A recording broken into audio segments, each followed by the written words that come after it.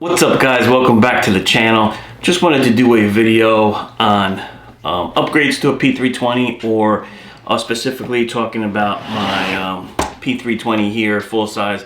Got some questions on, like what slide I'm running and what other upgrades I've done to it. So I want to talk about, this particular pistol, and kind of also talk about, are the upgrades worth it or are they not? What should you do and whatnot, but kind of just give you a rundown of the pistol I have right here. So let's get into it. First and foremost, this is it's in my Safariland 6354 RDSO, no mag, saved for the video. So let's talk about her. So this is a SIG P320 full size. It started off as, when I first bought it, as the I think it was the SIG P320 full size RX or RXP maybe. It did not come with the newer Romeo when I got it. It had like the Romeo Zero, which is kind of their entry level Romeo. Nothing wrong with that red dot, by all means, which we'll talk about as we're going through the upgrades I've done and things that you should do to it. But that's what this pistol started off, and I'll go through it from basically frame to slide and all the things I've done to it and why. And let me just quick note, nothing wrong with the stock pistol as is, and I want to say that because a lot of guys buy a pistol, start upgrading it, spending a lot of money, and I'm a very big proponent of save your money, shoot the gun, especially if you're newer into shooting. Spend the money on ammo and training 100% as you get better, and then you could see the things that you want to upgrade to that pistol. It serves you no good to just start upgrading it just because hey, it looks cool, you see it, or I see somebody, a favorite guy I like following, oh, he has it, I want it. Nothing that it's also not wrong to aesthetically make your gun the way you want it, but there are some things that especially beginners should be focusing on, and that's definitely training, getting used to the gun, shooting it. But a little caveat to that, one thing that I think is a great starter upgrade is putting a trigger in it. Just like a Glock and just like SIG, their stock triggers are meh. So, doing a trigger it's a good upgrade, but not something that you have to do right out the box, And the same with putting a red dot, even if you get Optic, a gun that's optically cut, cut on the slide for an optic, doesn't mean you have to get a red dot. Get familiar with your iron sights and upgrade accordingly. All right, so now that we got that out of the way, I'll talk about this guy right here, my full-size P320. Love this thing. So like I said, it started off as a RX, or I think a RXP. So right off the bat, and I do these to my SIGs, is I changed the grip module to an X grip module. It's not rounded like the stock, it's flat. I like the X, the X grip modules. I usually always get a medium, even though I have big hands. The medium fits really good, and I shot a small recently and really liked the way I was, controlling that gun. So I may switch to a small, but this is a medium frame, grip module from SIG. They're like 60 bucks, you could get them. They some have like lasering kind of stippling on them, so those could cost like 100, but a regular one you could get for 60, 70 bucks from SIG. I always put Talon grip on it, the granular, which is like skateboard grip tape. I just replaced it because after a while it wears through, but I love the way that feels. So I do that to the frame, and I'm just going to go through kind of like I said, the frame and the slide, and just explain to you what I got going on. So I changed it to the X grip medium, put some Talon grip on there. I always do a Zev extended release. I really like the Zev. It's got like a little wing out, so it really catches your finger easily on reloads. I like it, so I changed that out. I went with a magwell, a Springer Precision, I believe it's their EDC duty magwell, smaller, better for every day, if you're tactically or training with the gun or even carrying it. Smaller than like the bigger magwell that SIG makes, like a competition magwell like I have on my X5. I like that, but bigger, more for, you know, like competition style shooting, in my opinion. Right, so Springer magwell in there in the frame, and that's basically it. I like the grip tape. You can stipple these if you want to, but that's what I particularly do to this. So let's move on, going up from there. I change the trigger out always. I really like the Apex flat trigger. That's what it has here. It has a really nice flat, distinctive trigger. You're not going to see any trigger like that. That's the Apex trigger. A note to that, Apex is discontinuing this trigger if you haven't seen it. So they have major sales on them, one which is pretty cool, 50 to 60% off I think right now.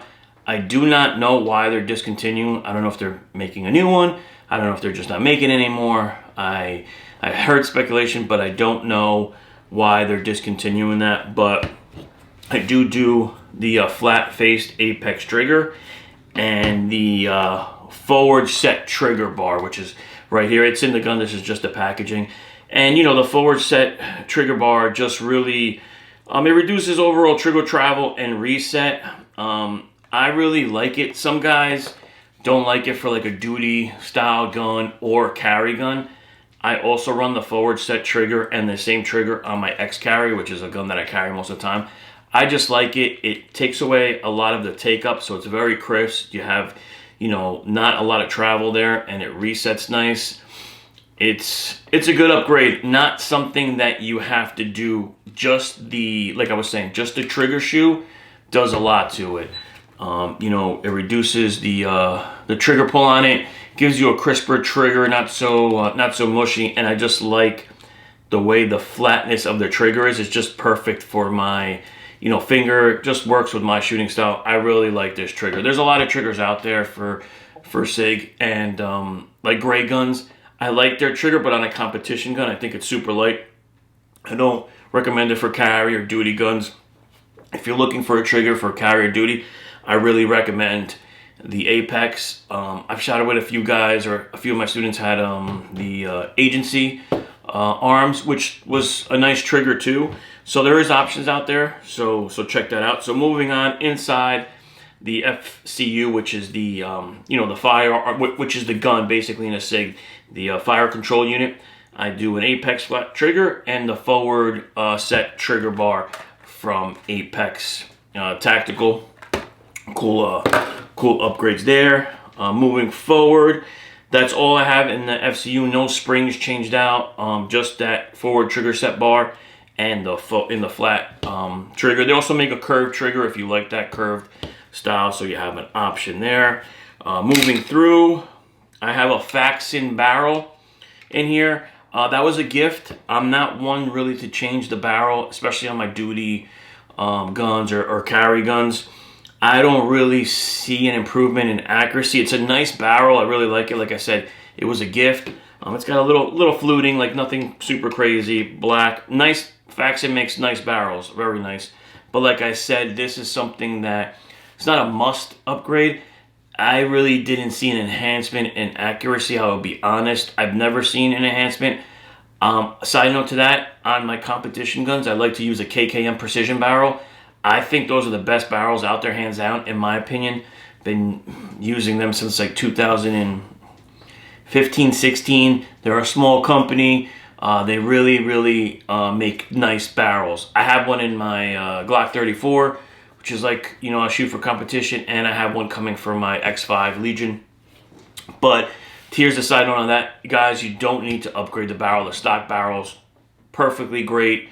You know, you're not going to see an improvement, but if you like bling and hey, you want to say, hey Carlos, I want to upgrade my gun, by all means, there's other barrels out there. This one's Faxon, like I said, so I got a Faxon barrel in there. I also usually don't like to change the spring assembly, which I did. I let my buddy borrow my spring assembly, so I went with the Springer Precision stainless steel guide rod and these springs. They're ISMI springs. I guess Nick Taylor, these are, I got them off the Ben Stoker Pro Shop. Same thing with the guide rod. There's other guide rods. You could go tungsten, you know, adds weight, things like that. I usually like I said, using the stock spring assembly, but you have options here, like if you're using different ammo, etc. You know, they're color coded. This one's a yellow. I have a red in here, which you know, is like what the stock is.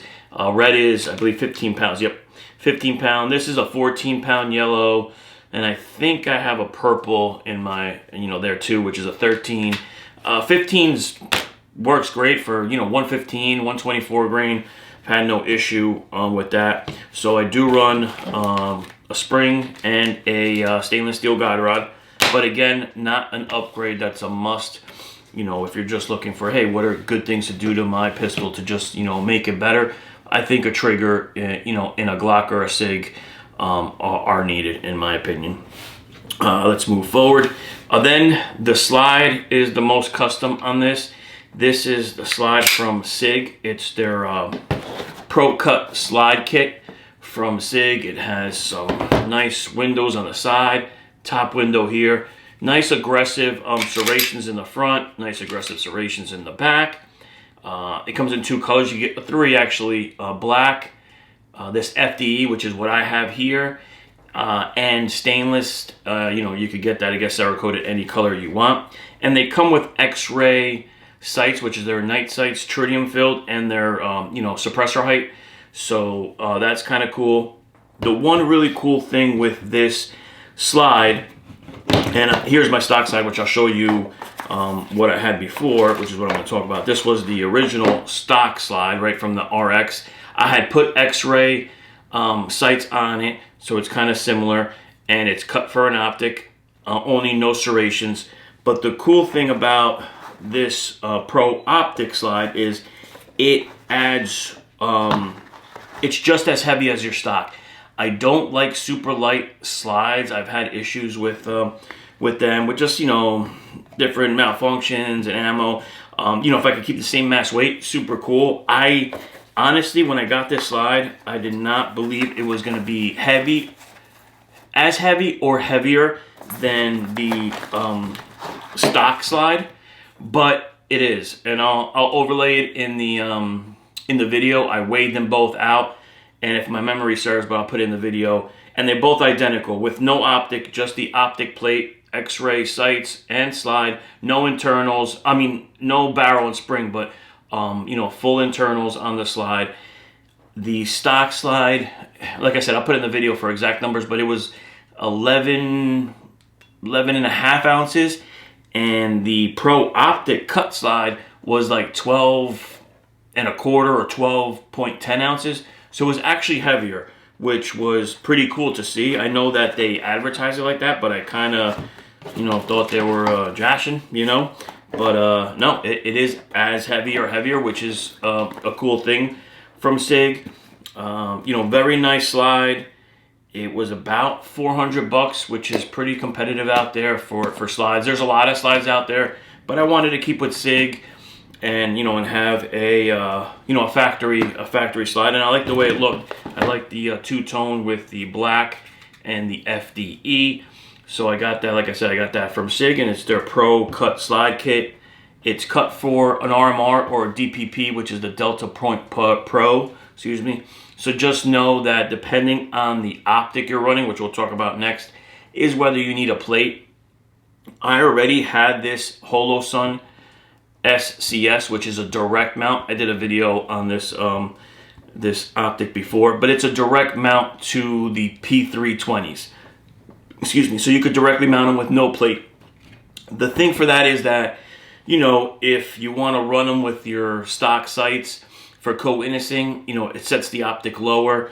I really didn't care about that, but I wanted to try it. The cool thing about the SCS from Holosun for the P320 is it's a closed emitter. Super nice. It's only solar. Some guys, you know, complain about that, but you get 20,000 plus hours, and you know, unless this thing is in a safe, never seeing daylight for like 5 years, anytime it gets out and it gets daylight or any type of light, it's charging. It still has the multi-reticle system on this one in green. 2 brightness levels, which work for me. It's either, you know, the dimmer or the bright. and those are the two I use. Some guys complain that they want more, you know, brightness options. So you could do any Optic. You just have to make sure you made it with the plate that you're going to need, because it comes with that RMR DPP footprint. Like if you get the EPS from Holosun, which I have on one of my other fire pistols, I believe the Holosun plate comes with it, so you could adapt it to, but just know you have to get a plate with that. And another little caveat to that, listen, the screws, no matter where you get them from, Holosun or SIG, they're never identical to what you need. So sometimes you might have to go to a hardware store, get some different screws, you know, cut them to different lengths. So I see a lot of this on the forum, like, oh, my screws won't fit, what do I do? Not to panic, man. Sometimes you just have to cut them down because they're a little long. Sometimes they might be a little short. You just go to the hardware store, match them up, get a little longer. So getting back to the pistol here, I put the Holosun SCS on there, which is really, really, really nice in green, which I like green over red. I just see it better. I see it crisper. So, and it was a direct mount, which was nice. You know, just slapped it right on, screwed it right in, good to go. And that's basically I also have my weapon light is a Streamlight TLR1 HL. I run all these on my pistols. I love Streamlight, been using them since I was on the job. I really think they're best bang for the buck. There's options out there like Olight, obviously Surefire. Surefire is really nice. For me, justifying spending 300 plus on a light, opposed to I could buy two of these for the same brightness, same toughness, man. I had one that was on my duty gun for many years that went through some crap, man, and it never failed on me. Was working great. But that's basically it on this firearm. Like I said, it's a nice little custom P320 now, but really, really nice gun. Shoots super flat, very accurate. Love the combo. You know, when I picked these upgrades, which is what I'm saying, I really went on things I tried, like the Zev extended mag well. I really like that it has a little wing. My finger finds it quick. I'm really nice with the reloads and with that.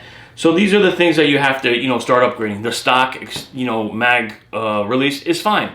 When this pistol comes out of the box stock, I mean, it's a shooter. You don't have to do any of these upgrades besides, getting the optic you want if you bought it for an optic. And like I said, I do suggest changing out the trigger, the stock trigger from SIG, even if you get like the custom FCE units that has the skeletonized trigger. I'm not a big fan of them. But again, there's a lot of triggers out there, so that's something that's going to be personal preference and what you like. Check out the Apex for some time because they're discontinuing. Hopefully they're coming out with something new because Apex been doing this for a long time. I've been running these flat face triggers since like 17, 16. So always I really liked them. So the great trigger there. And that's pretty much it. I do like the takedown lever with the gas pedal they call them, or I know Align Tactical has one because it's a great place to put your finger. The one thing I don't like about them is they change holster adaptability. So not all it works with all holsters. I don't think it would work with the Safariland holster, and I love running Safariland or US Duty Gear holsters, but that's why I don't have something like that on there. But yeah, that's something else that I see a lot of guys do.